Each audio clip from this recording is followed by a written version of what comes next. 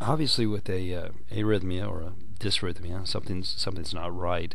Um, in extreme cases, you can have flutters, in which the heart rate will climb up to 200 to 400 beats per minute, and you can have atrial or also ventricular flutters. You can have also fibrillations, which are designated by 400 to 600 beats per minute. Obviously, with the fibrillation, those are seen as being lethal if they're not corrected. And in the previous one of the previous slides, you could actually see it looks just like a squiggly line. The chambers aren't filling with blood, and there's not adequate pumping of the blood. So, if it's not corrected, obviously, it can result in death.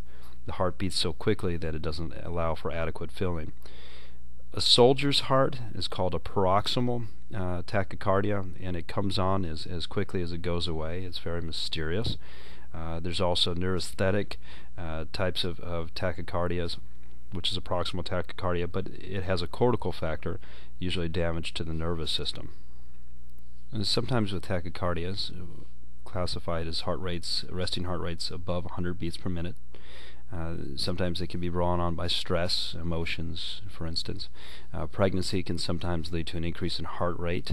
High altitude can also increase your heart rate so that you have more blood circulating through the lungs, a greater amount of perfusion through the lungs. Exercise, we expect to see an elevated heart rate, although that wouldn't be a resting heart rate. Sometimes diseases can result in a tachycardia.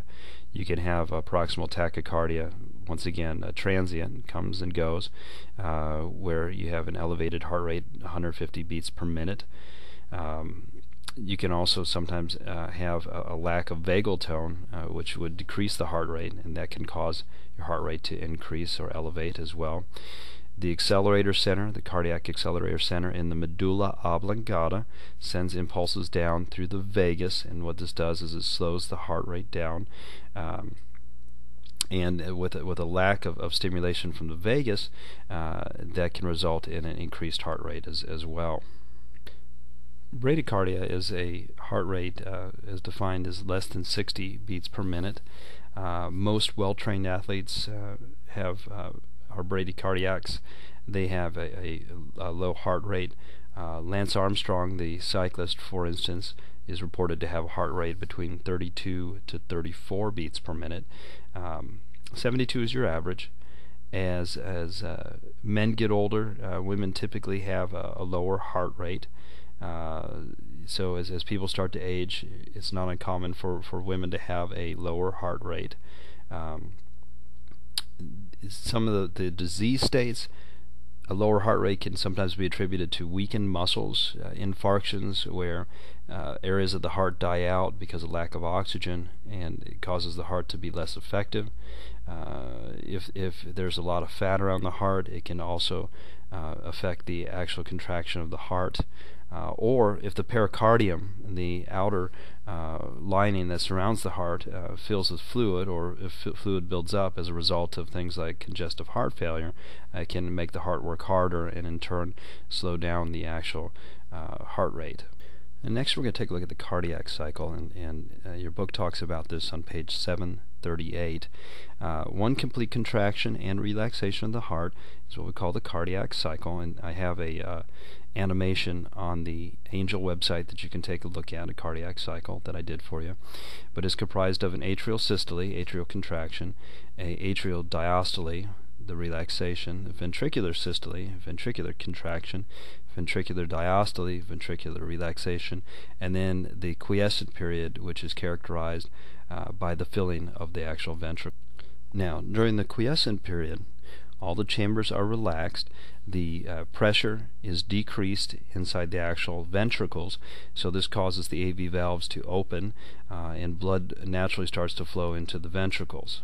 Okay, so you have a period of filling that's occurring during what we see as a quiescent period, and at the end of that rapid filling, you have atrial systole, where the SA node then fires, and this tops off the ventricles. So the atria depolarize, and the P wave appears on the EKG. The atria contract, and they force additional blood into the ventricles.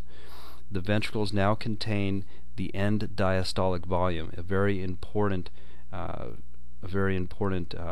term, end diastolic volume. And average, it's about 130 milliliters. This is the volume after diastole or relaxation. During isovolumetric contraction of the ventricles, the atria repolarize and relax.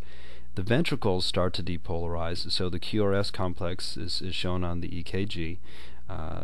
This is when the ventricles contract, so this is their systole. This causes a rise in pressure, and that rise in pressure causes the AV valves to slam shut. This is also when the heart sound, the S1 sound, or the lub is actually heard. Notice that there's no ejection of blood yet.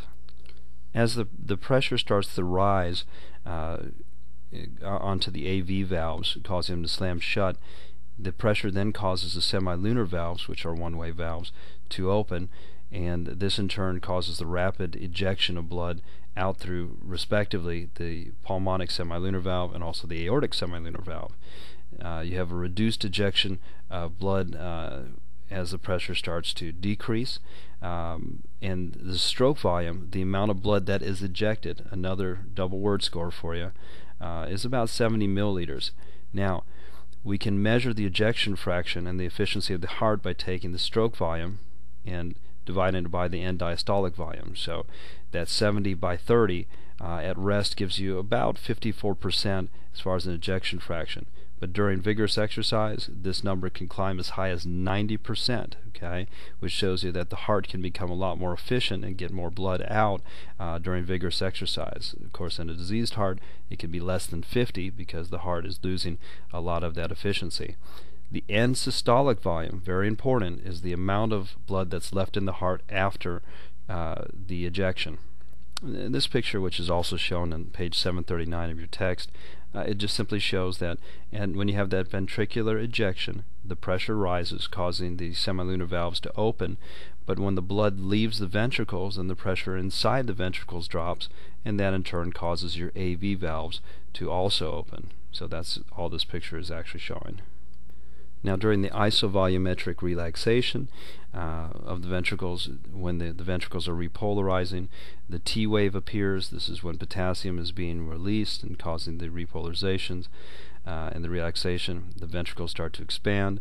The semilunar valves close because of that afterload, the pressure from the bolus of blood onto the semilunar valves, and this also accounts for what's called the diacrotic notch in the aortic pressure curve, as that bolus of blood inside the aorta now puts an afterload onto the semilunar valve.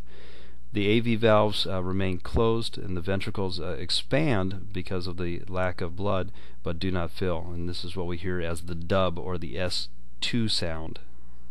The ventricular filling, when the AV valves open due to a drop in pressure within the actual ventricles, causes those AV valves to open. It occurs in three phases. The rapid ventricular filling, which is the high pressure.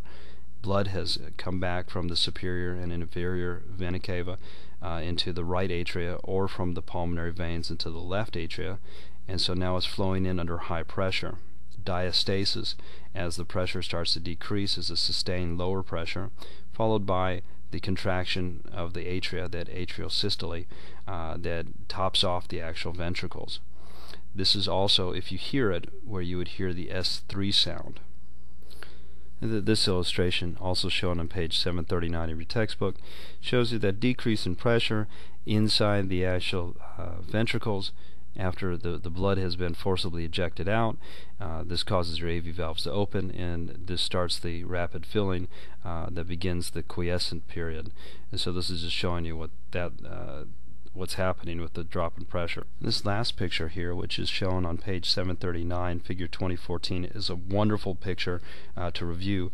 There are several examples. There's one that I have online under Angel. There's one under the Blaufus, but what it does is it shows you the EKG, the pressure inside the actual aorta, and also the pressure inside the ventricle, so the pressure curve, the heart sounds, S1, S2, S3, and the volume in the ventricle as you have the volumetric contraction and the blood being released from the ventricles. And then, of course, the phases of the cardiac cycle. I would definitely look at this page.